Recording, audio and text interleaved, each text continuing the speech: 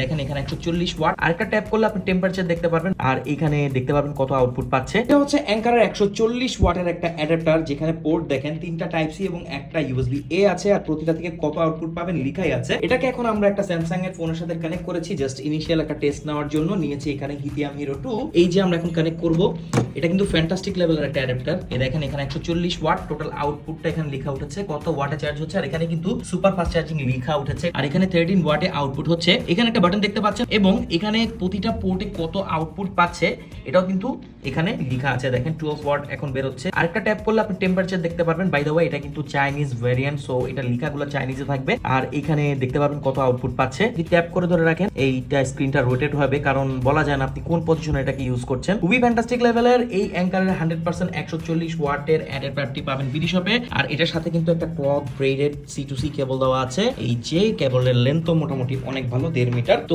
এই ফ্যান্টাস্টিক লেভেলের চার্জারটা আপনার কাছে অবশ্যই থাকতে হবে যদি আপনি ল্যাপটপ, ফোন, সকল ধরনের গ্যাজেটকে একটা অ্যাডাপ্টার দিয়ে চার্জ করতে চান। তো